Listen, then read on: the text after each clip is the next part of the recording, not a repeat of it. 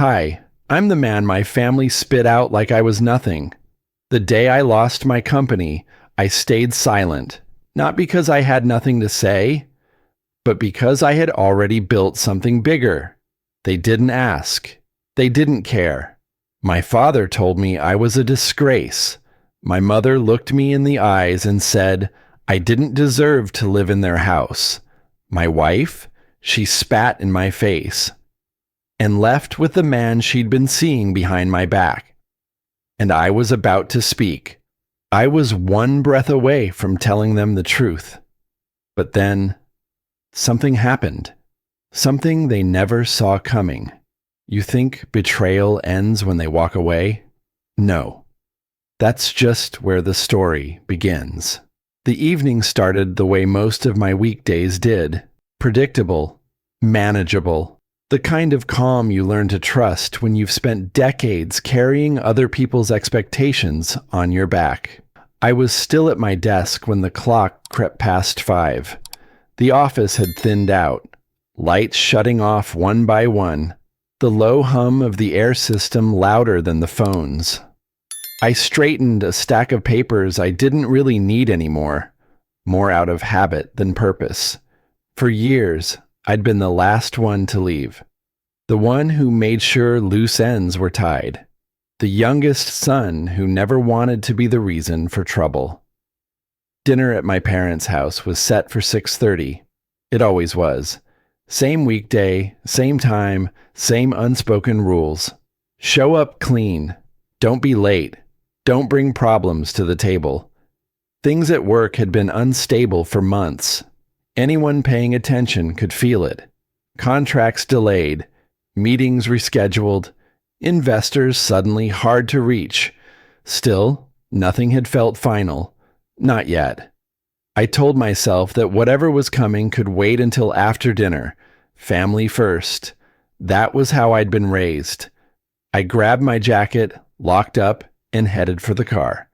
Traffic moved slowly, the sky dimming into that early evening gray that makes everything feel suspended. Halfway through the drive, my phone buzzed against the console. I didn't answer right away. It rang again. I pulled into a grocery store lot and sat there, engine running, watching a woman load bags into her trunk.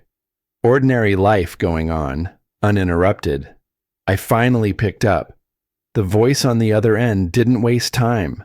No soft landing, no dramatic build-up.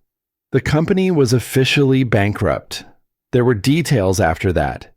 Dates, filings, words like irreversible and effective immediately. I listened without interrupting, my free hand resting flat on the steering wheel. I didn't feel dizzy. I didn't feel angry. I felt still. When the call ended, I sat there a moment longer. Then, I put the phone face down.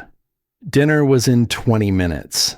I told myself I'd deal with it later. There was no reason to ruin the evening. No reason to upset anyone before they'd even sat down. Silence, in that moment, felt like responsibility, not fear. I pulled back onto the road and drove the rest of the way. My parents' house looked the same as it always had. Neat lawn, porch light already on, a place built on order and appearances. Inside, familiar smells filled the air. Roasted chicken, pepper, something baking. My mother moved between the kitchen and dining room with practiced efficiency. My father sat at the head of the table, reading something on his tablet, glasses low on his nose. My siblings were already there, casual, comfortable, at ease in a space that had never questioned their place in it. I took my usual seat. No one asked about work. No one ever did unless there was good news to share.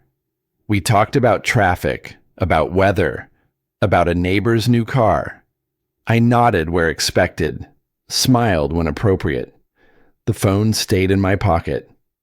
Halfway through dinner, my father's tablet chimed. He glanced down at it, frowned, then looked straight at me. "So," he said, loud enough for everyone to hear, "is it true? Your company went under? The words landed hard and clean, like a plate set down too firmly. I didn't ask how he knew. I didn't look around the table. I already understood what was happening. The story was no longer mine to tell. I stayed seated. My father pushed his chair back slightly. I warned you, he said. I told you this would happen if you kept doing things your way. No one spoke. Forks hovered in midair. Someone cleared their throat. My mother didn't look at me. She kept her eyes on the tablecloth, smoothing a wrinkle that wasn't there. You're a failure, my father said. I won't have this embarrassment under my roof. Get out. The word roof echoed in my head, as if I were still a boy, as if decades of responsibility could be erased with a sentence. I waited for someone to object, for a hand to touch my arm, for a voice to say, "Let him explain." Nothing came. I noticed small things instead. The sound of a chair leg scraping, the way the clock on the wall kept ticking, steady and indifferent, the way my own hands rested calmly in my lap. If I spoke now, I knew this would turn into something else, louder, messier, permanent in ways that couldn't be undone. So I didn't. I stood up slowly. No one asked me to stay. I picked up my jacket from the back of the chair and walked toward the door, the truth still sitting heavy and untouched in my chest. I could have told them everything right then, but I didn't. I didn't look back, but I waited. Just for a second.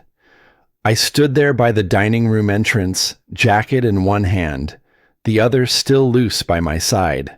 My father's words had already sliced through the room like a verdict, but something in me, maybe some leftover instinct from childhood, kept hoping someone would reach for me, say my name, even whisper, "Wait."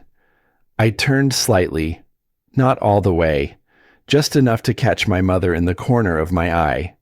She was still seated, her napkin folded neatly beside her plate, hands clasped on the table like she hadn't heard anything unusual. Her gaze was down, not on me, not on anyone. And then she looked up. There was no tremble in her voice, no hesitation, just calm, measured finality. "You don't deserve to live in this house." That was all. No accusations, no raised voice, not even disappointment. Just a declaration, cold, certain, as if she'd been waiting for the moment, as if she'd rehearsed it. I didn't say a word. I couldn't. That one sentence held more weight than my father's fury. Anger burns and then fades. But what she gave me? That was a door closing. Not a slam, not even a click. Just the soft, deliberate push of someone who'd made up her mind long ago. In that moment, I wasn't a man. I was a boy again, 10 years old, sitting at this same table, trying to figure out why the silence from her side always felt sharper than my father's yelling. I thought I had grown past the need for her approval. I thought building something massive, an empire even, was enough to overwrite the past. Turns out, some debts don't expire, and love in this house was a currency I never had enough of. I turned my head, slowly now, toward the only person who hadn't spoken yet, my wife. She sat 2 chairs away, still holding her wine glass like she wasn't sure whether to sip or set it down. I looked at her, really looked, expecting, I don't even know what. A glance, a raised eyebrow, a shift in her seat. Anything to say, "This is too far." She blinked once, then stood. She walked over to me, not fast, not slow, and for a heartbeat, I thought maybe she'd say something to break the madness. Something that would soften the edges of everything being torn down around me. Instead, without a word, she leaned in, looked me square in the eye, and spit in my face. Right there, in front of my parents, in front of everyone. The wet slap of it against my skin wasn't the worst part. The worst part was her eyes. Not angry, not even hurt, just empty. She stepped back and turned toward the front door without saying a word. And that's when I noticed the movement outside the window. A man, mid-30s, maybe younger, leaning against a car, engine running, not trying to hide. She didn't even glance at me as she walked out and climbed into the passenger seat like she'd done it 100 times before. No one stopped her. No one asked a question. It was like this had been decided already. I stood there frozen, my face wet, my chest hollow. No one in the room looked at me, not even my siblings. My father had gone back to his plate. My mother was dabbing her lips with the corner of a napkin like nothing had happened. It wasn't rage that filled me. It was stillness. I wiped my face with the back of my hand, slowly, deliberately, not out of shame, but out of ritual, like wiping away the last trace of who I used to be in this house. No one said goodbye. I turned, opened the door, and stepped out into the night. The air hit colder than I expected, but it cleared something in me. I didn't slam the door behind me.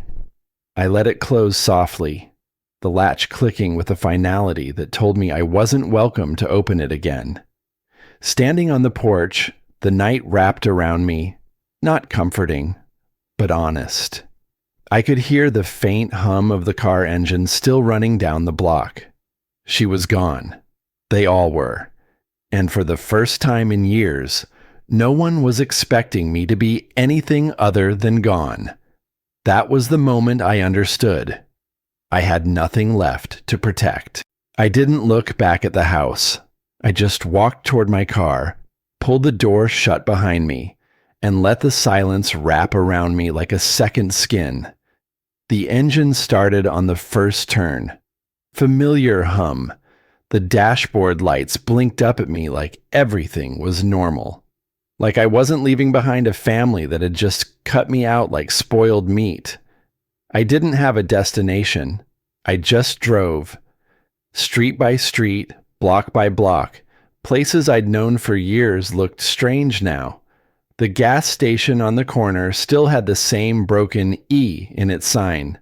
The dry cleaner's windows glowed faintly, though I knew they closed hours ago. At the red light on Maple and 6th, I sat through the whole cycle without noticing it turned green. The car behind me honked.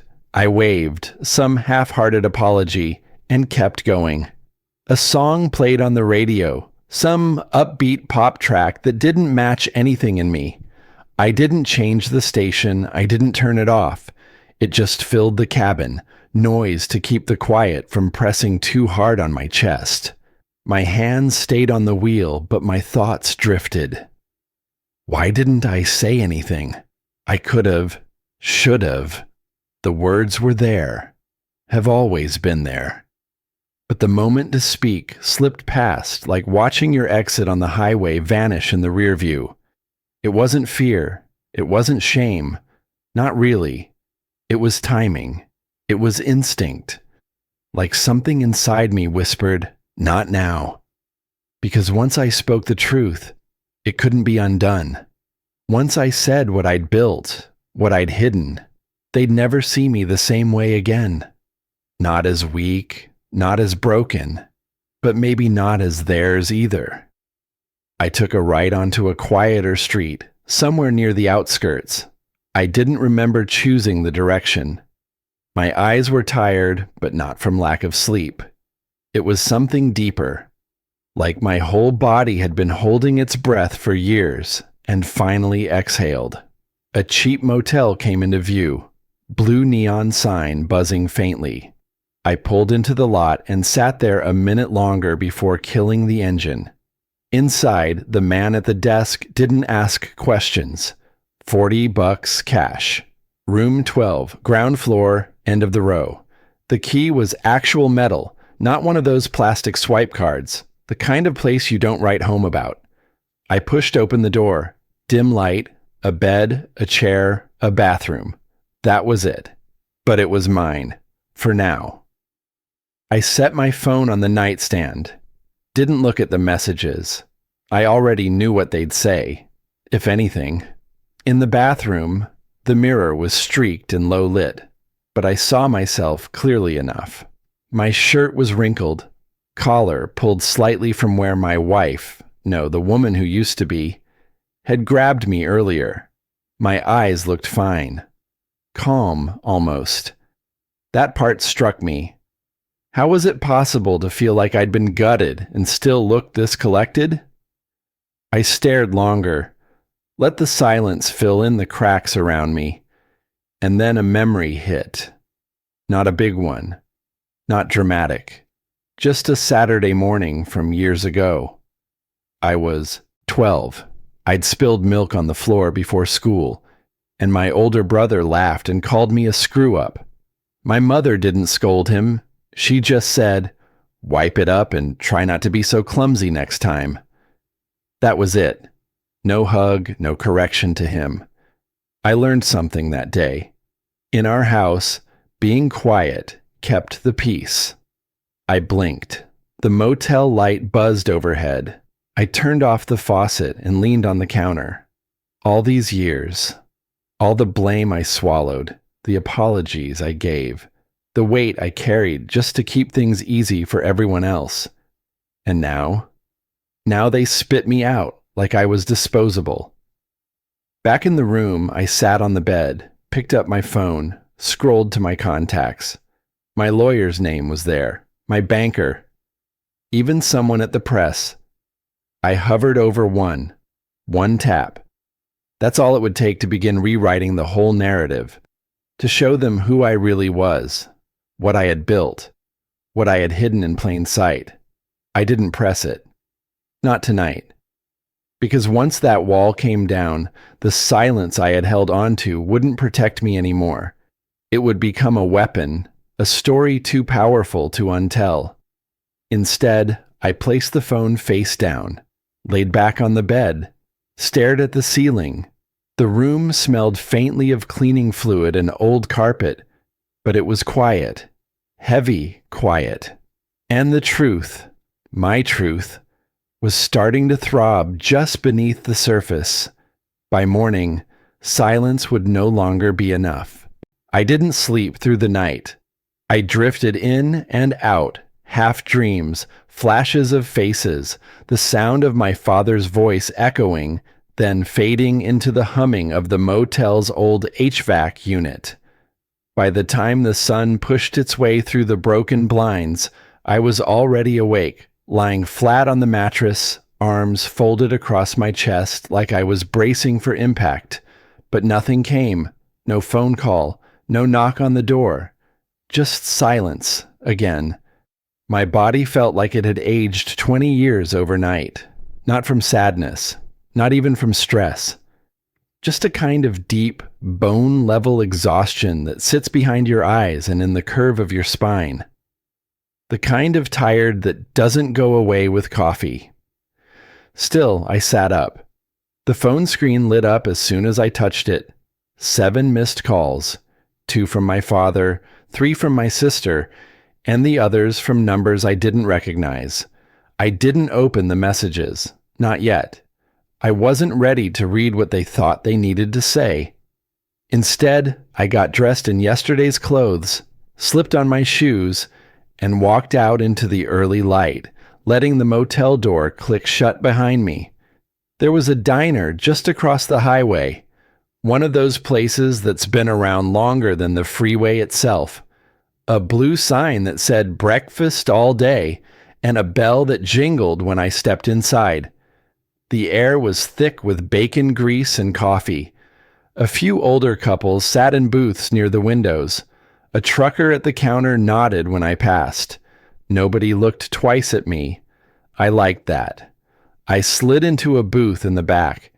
The waitress, Linda, her name tag said, poured me coffee without asking. I nodded a thank you. Outside the window, the parking lot shimmered with heat already, though it was barely past 7. I stirred cream into my cup and pulled out my phone again, not to check messages. I opened a secured folder, one I'd built years ago, long before the fall of the company.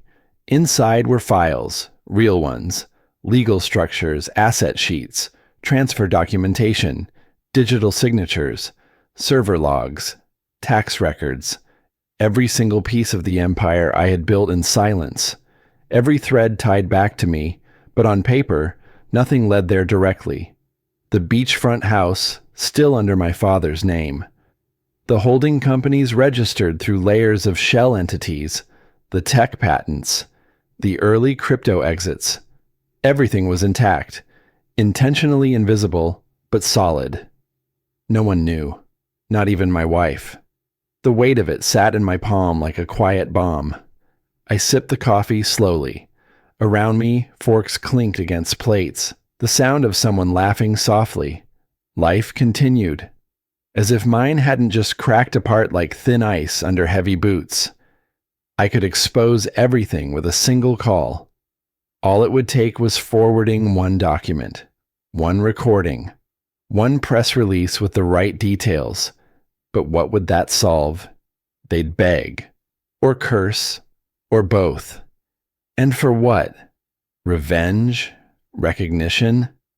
I'd spent my entire life being the one who absorbed the blame so they could feel comfortable. I'd let my brother shine, let my wife hold the narrative, let my parents believe I was the weak one, the one who never quite measured up. If I told the truth now, I wouldn't just change their opinions.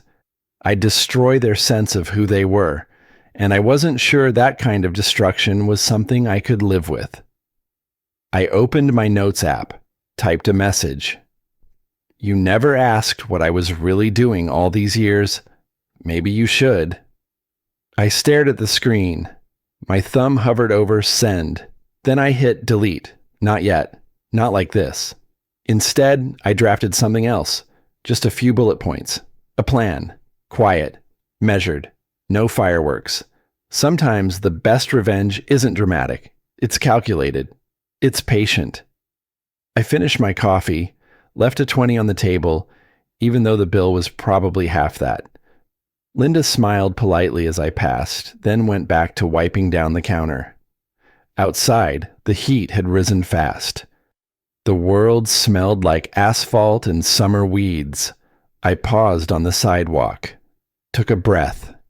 They thought the worst had already happened. They were wrong. By the time the diner door swung shut behind me, the decision was made. I wasn't rushing, but I wasn't drifting anymore either. The hours ahead weren't about clarity. They were about control. I drove east through mid-morning traffic, sunglasses hiding a face that probably looked too calm for the night I just had. No one honked. No one stared. Just a man in a car blending in, heading to what looked like an ordinary workday. The glass tower housing the legal and financial firm gleamed under the sun. I'd parked in this lot more times than I could count, but that morning, it felt different. Less like a place I worked with, and more like a place I would need to outmaneuver. Inside, the lobby was crisp and over-air-conditioned. My shoes echoed on the polished floor. The receptionist offered a familiar smile, polite, routine. She had no idea I'd slept in a motel and walked out of my family's life 12 hours ago. I nodded back, took the elevator up. The office still smelled like fresh carpet and corporate coffee. People moved quietly between desks and conference rooms. My access card still worked. My name was still on the system. That wouldn't last long. I passed Dan from compliance near the break room. He offered a flat morning and didn't make eye contact. That's when I noticed it. A difference. Before yesterday, they nodded a little longer. Small talk, inside jokes. This morning, it was all stripped down, tight, polite, and 2 steps distant. I walked straight to the office I used when I was here. It wasn't mine, officially. I preferred to stay unclaimed, even at the peak of influence. It gave me room to move. 10 minutes later, Sylvia, head of corporate legal, stepped in and closed the door behind her. She didn't sit. "Hey," she started, voice low. "I wanted to catch you before things start shifting." I looked up. "Shifting?" She paused, chose her words like she was setting explosives. "There's talk. Not official, but loud enough. Someone's trying to distance the firm from anything that could come back. Questionable. Your name's been mentioned, lightly, but enough to plant something." I leaned back. "Accusations? Not yet, but paperwork's moving, positioning, subtle stuff. If you weren't who you are, I wouldn't even be allowed to say this." My chest didn't tighten. My hands didn't shake. I just nodded. "Thanks for the warning." She hesitated at the door. "This isn't personal. Someone's trying to build a version of the story before you do." Then she left. The moment stretched after she closed the door. I pulled out my tablet, logged in, and scanned through filings, messages, internal memos. She wasn't exaggerating. A new compliance inquiry. Red flags inserted into innocuous audits. Hints that I'd mishandled something, without actually saying it outright. It was calculated, and it was coming from someone close. Silence, I realized, wasn't just passive now. It was being used against me. If I didn't speak, they would speak for me. Shape the truth before I had the chance. I looked out the window. Sunlight danced on steel and glass. The same tools I'd used to stay invisible, structure, legal distance, discretion, were now being turned to paint me as the liability. I weighed it. Speak up, and everything burns. Bridges, reputations, maybe even people I hadn't planned to take down, or stay quiet and risk being written out of the story I'd built. There was no safe path left. I was still staring at the screen when my phone buzzed. A message forwarded from someone inside. A whisper memo to the executive board. My name flagged. Potential reputational risk. Not proven, just potential. That was it. They'd crossed the line. No more caution, no more waiting. But I didn't shout. I didn't storm into anyone's office. Something inside me just broke, not loudly, like snapping the stem off a wine glass. Clean, quiet, final. I gathered my things, nodded at a few people in the hallway like everything was fine. Walked through the lobby again, past the same receptionist who smiled the exact same way. In the parking lot, I stood by my car, keys in hand. The heat had picked up. Wind kicked dust across the concrete. My shadow stretched toward the street. The plan in my head changed shape. Tighter, faster, more precise. From that moment on, I stopped trying to be fair. You see, I didn't drive far that evening. Just far enough to be unseen. The building I entered was small, 3 floors, unmarked, intentionally nondescript. I'd leased a corner unit months ago under a shell name, long before the bankruptcy. Back then, it was just a precaution. Now it felt like prophecy. From that moment on, I stopped trying to be fair. And once you stop playing by rules written by people who hate you, the entire board looks different. This wasn't about revenge. That word felt too theatrical. I wasn't out to punish anyone. I was defending what I'd built. My silence had never been an act of fear. It was strategy. But now, that strategy was evolving. Inside the quiet office, I poured black coffee into a paper cup and sat down. The room was sparse. Just a desk, a printer, a filing cabinet, and my laptop. That was all I needed. First, I shut down the emotional noise. I deleted the message thread from my wife. The one I kept opening, rereading, hoping for something human. Nothing in it ever changed, just her final words, full of bitterness and someone else's echo. I erased the drafts I'd written to my parents, the ones I never sent. Pages that once tried to explain, to plead, to make them see. They would never see, and I didn't need them to. With those doors shut, I opened another. My first call was to Janice, 40 years old, former SEC attorney, now running her own boutique legal consultancy. Smart, discreet, unshakable. She answered on the third ring. I need a package reviewed, not for publication, just protection. Your name's in too many whispers right now, she said without skipping a beat. Send it encrypted. I already did, I replied. Check your secure inbox. Folder's called Counterweight. She paused. Got it. Give me till morning. We hung up. That was all we needed. No small talk. No pleasantries. The second call was to Hector, former tax strategist turned private asset analyst. He owed me more than a few favors, and he was meticulous. I need confirmation that all offshore assets are still firewalled, especially the Montana Trust and the Cadence Foundation. They're untouched, he said. Why? Trouble? They're making a move. Quietly, but it's coordinated. He exhaled into the line. I'll freeze all triggers for 48 hours, just in case. That enough? For now.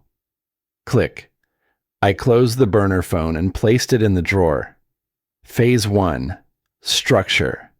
The real leverage wasn't in speaking. It was in having everything ready before you did. I pulled up the encrypted ledger and scrolled through transactions, hundreds of them, layered through holding companies, real estate investments, philanthropic fronts, and asset-backed securities. It was clean, legal, watertight. Everything they thought I'd lost, I still controlled, and I hadn't touched any of it, not yet. The irony? They didn't even need to dig to find out. The paperwork wasn't hidden. It was just dense, boring, and surrounded by too much noise. That was the secret. Hide truth behind tedium. Truth in plain sight. I leaned back in the chair. This wasn't about proving myself anymore. It was about controlling the outcome. I pulled a notepad from the drawer and started to sketch a sequence. Not names, just steps. Steps that, when followed in order, would shift power without firing a shot. Confirm asset liquidity. Validate foreign compliance. Establish narrative control. Leak nothing yet. Let them escalate first. Strike where it counts. I paused before writing the last line. No public exposure without purpose. That was the line I wouldn't cross. If I went public now, it'd burn everything. But if I stayed quiet, they'd write the story themselves. So I had to reshape the rules. Time the reveal. Control the echo. As the sun dipped behind the blinds, I shifted in my seat. Hunger gnawed at me, but I didn't move. My focus had narrowed into a tunnel. Every sound outside, the occasional honk, footsteps in the hallway, faded to static. I wasn't angry anymore. I was ready. And readiness has a different kind of energy than rage. It's cleaner, sharper, more dangerous. Night had fallen by the time I packed up. Back at the motel, I didn't bother turning on the TV. I opened my laptop again, scanned the checklist one more time, then shut it with finality. The air was still, my breathing even. They still believed I was cornered. That was their last mistake. 2 days passed, not quiet, but calculated. I kept my movements sharp, precise. Meetings were short, messages encrypted, and all conversations with legal or financial weight happened offline, face to face. I had spent every hour laying the groundwork. They still believed I was cornered. That was their last mistake. The first sign came at 8:17 a.m., My phone lit up on the passenger seat as I pulled into the underground garage beneath my temporary office. 5 missed calls, 3 from contacts who never called before noon, 2 from names I hadn't heard in weeks. Then came the messages. One word kept repeating, urgent. I didn't panic. I parked, cut the engine, and scrolled. Each call and message told the same story, just from different mouths. Something's out. You need to see this. It's circulating internally already. I walked up to the office slowly, eyes watching the pavement, brain already spinning through scenarios. What had they released? What angle would they choose? I didn't have to wait long. By 8:32, my assistant forwarded a document anonymously posted on a semi-private industry forum, a leak, they called it. Someone had put together a neatly packaged half-true narrative. It danced around legal violations, but dropped enough suggestive language to paint a picture. Manipulation, unstable structures, opaque asset transfers. The message was clear, even if the claims were not. I couldn't be trusted. I exhaled slowly. There were no direct accusations, just enough insinuation to raise eyebrows and questions. They didn't need it to be true. They just needed it to circulate. I opened another tab. Already, 2 niche financial blogs had reposted the leak, labeling it as concerning if verified. It had legs now. And they knew exactly how long it would take to spread. Calls came in one after another. Janice, Hector, even an old board member I hadn't spoken to in over a year. You need to issue a statement, Janice said. No, that's what they want. You sure? Silence looks like guilt. I shook my head even though she couldn't see me. Silence also looks like confidence. That's a gamble. I've taken bigger ones. She didn't argue, just sighed. All right, but don't wait too long. They're stacking the deck. By noon, the financial firm I'd used for trust structuring called to reassess ongoing advisory terms. By 1, one of my overseas banking contacts sent a subtle but clear signal. Please confirm your compliance teams are fully briefed. There's chatter. It was coordinated, and it was working. Even allies who knew better began to hedge. The language shifted from familiar to formal, from warm to wary. We value our relationship, but given recent developments, we must ensure they weren't walking away yet, but they were creating distance just in case. That's when I understood. They weren't just defending themselves. They were preparing the world for my fall. And if I lashed out now, if I released documents, showed my hand, exposed the layers, they'd spin it. A desperate man flailing for control, lashing out to distract from mounting questions. They'd say I was unstable, unpredictable. It was a trap, a brilliant one. If I stayed quiet too long, their version would solidify. If I responded too soon, I'd validate it. They had moved first, and smartly. That realization hit like a cold wind through a cracked window. This wasn't a public battle yet, but it was public enough. Reputation isn't always about what's true. Sometimes it's just about who speaks first, and how convincingly. I stared out the window of the conference room, watching clouds shift above the skyline. Inside, silence pressed in from every wall. This was the price of restraint. Still, I wasn't broken. Shaken, yes, but not broken. That night, I scrapped a third of the plan I had built. It was too slow, too careful. I didn't need perfect anymore. I needed precise, leaner, riskier. I rewrote the sequence. New timeline, tighter execution, fewer steps, higher risk, but cleaner. One move now would force a confrontation, not the final blow, just enough to stop the bleeding and put them on notice. I transferred the documents needed to a private flash drive. No cloud, no trace, just in case. Then I left the office through the back, not the front. I drove until the sky darkened, didn't turn on the radio, didn't check my phone. Eventually, I pulled over into an empty strip mall parking lot. The lot was dim, save for the flicker of a dying fluorescent light outside a laundromat. I sat in the driver's seat. Engine off, windows cracked. The city buzzed quietly in the distance. But here it was still. Tight. Ready. They thought I wouldn't fight back. They thought I'd crumble like they hoped I had that night in my father's house.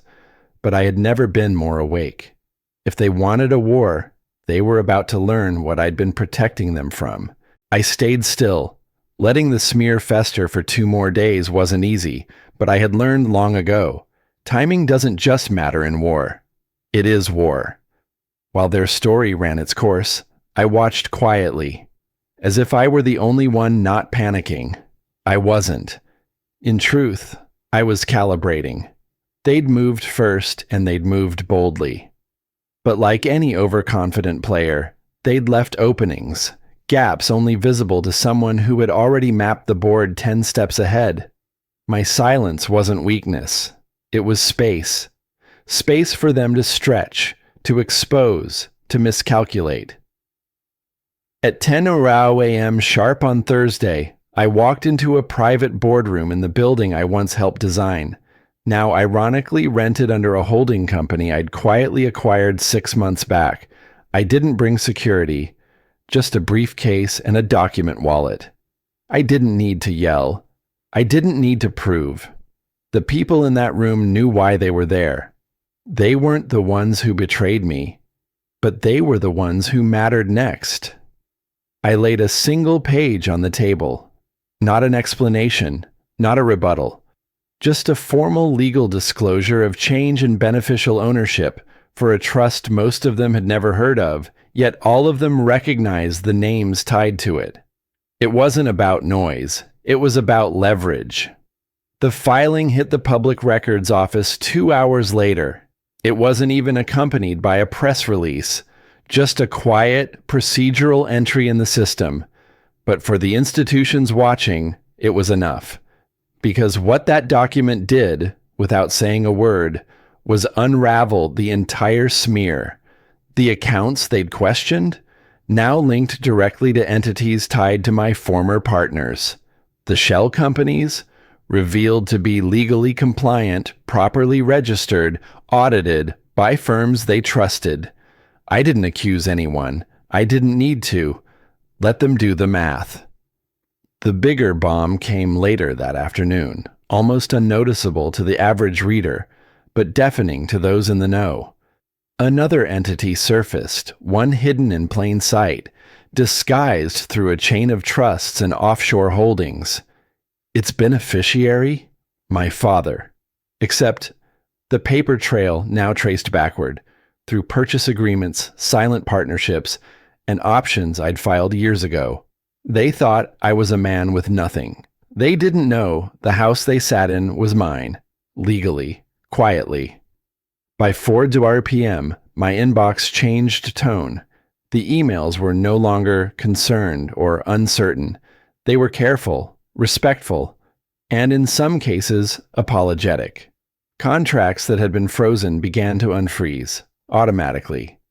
Clauses triggered by control changes, reputational clauses tied to public confidence, quietly lifted themselves now that the facts contradicted the fiction. The same people who had tried to shut me out now needed my signature. And I didn't rush. Let them sweat the way they made me sweat. Let them feel the edge of uncertainty. I left the press alone. No interviews, no comments, no crafted speech. The story shifted on its own.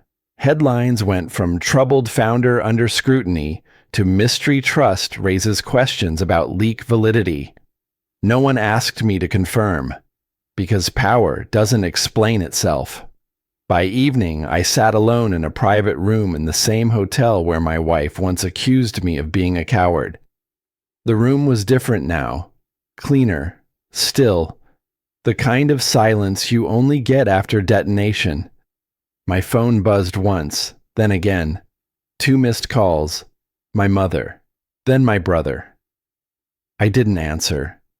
Not because I hated them. Not because I wanted revenge. I just didn't need to hear what I already knew. They understood now. They understood the weight of what they'd thrown away, and I wasn't going to offer them a ladder back. As night fell, I drove along the coast until the highway emptied into shadows. I turned down a narrow road few had reason to use. The gate recognized my plates and opened without a sound. Inside, the house stood still, clean, quiet, untouched. The house they didn't know existed. Registered under a name they ignored. Purchased with the money they mocked me for losing. I didn't flip on the lights. I just stood at the back window, looking out at the ocean, black and endless. No applause, no camera flashes, no confrontation. Just the tide moving in, steady and unforgiving. They finally understood who I was, but by then, I had already moved on. The ocean hadn't changed.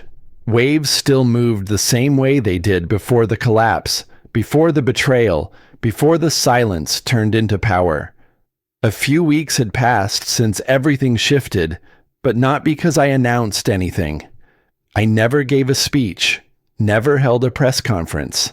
I let the world find its own way to the truth. That was enough. Each morning, I made coffee the same way, quietly, alone, in the kitchen facing the sea. The calls had stopped. So had the whispers. What replaced them wasn't applause or admiration. It was stillness, distance. People didn't know what to say, so they said nothing. And in that silence, I found something I hadn't felt in years. Peace. I didn't win a war. I ended one.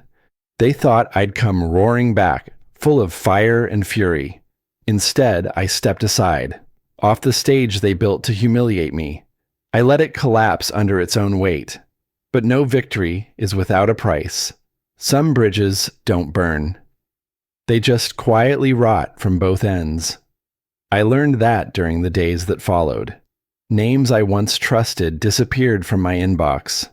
Friends who were quick to celebrate me in better times now kept their distance, and I let them. Not because I was angry, but because I was done holding the door open for people who were never coming back. Then came the letter from my father. Not a call, just a short, handwritten note delivered by courier, tucked into an unsealed envelope. I didn't know. I should have. That's all I can say. I read it twice. No excuses, no apologies. Just 6 words that said both too much and not enough. And for the first time in years, I felt nothing. Not resentment, not pride, just release. I placed it in the drawer, beneath the old leather wallet I hadn't used since chapter 1 of this story, back when I thought that wallet mattered. It used to be a symbol of failure, torn at the corners, rejected by the receptionist who once made a face when I paid in cash. But now, it held something else. It reminded me I'd survived. Not because I fought louder than them, but because I stayed standing long after they thought I'd fall. That's the part no one prepares you for. What happens after the fight ends. There's no crowd, no soundtrack, just the soft echo of your own breathing and the weight of what it all cost. But I wasn't looking for celebration. I was looking for control of my name, my choices, my voice. I found it. One afternoon, while walking through the open-air plaza near the pier, I passed a newsstand. My face wasn't on the cover of any magazine. Good. That meant the story had finally slipped out of the cycle. Let the world move on. I already had. Later that week, I took a walk along the beach. The tide was lower than usual, revealing smooth stones where there used to be sand. I spotted something small caught in the foam, an old keychain, rusted, barely intact. I picked it up. It was the same style I'd given my brother years ago. Probably not his. Probably didn't matter. But the weight of it in my palm felt familiar. Like something that had once meant something. Maybe that's what silence really is. Not absence, but space for meaning to change. I didn't go back to the city. Didn't reopen the company. I hired someone to manage the holdings and moved my name further into the background. People asked what success meant to me now. Not much, I'd answer. Not the way they thought. Success wasn't proving them wrong. It was knowing I never had to again. It was choosing to walk down the beach with no phone in my pocket. It was buying groceries from a store where no one recognized me. It was drinking coffee without checking the headlines. It was being no one and not needing to be anyone. Last week, a young couple moved into the house next door. I helped them carry a few boxes inside. They never asked what I did for a living. I didn't tell them. We talked about dogs. This morning, I stood again at the window, mug in hand, listening to the wind move through the trees just beyond the porch. For once, I didn't feel the urge to do anything. Not plan, not react, just breathe. Silence, it turns out, can be loud when it's forced. But when it's chosen, it's the calmest sound in the world. Some people regret what they said. I learned to live so I never had to explain.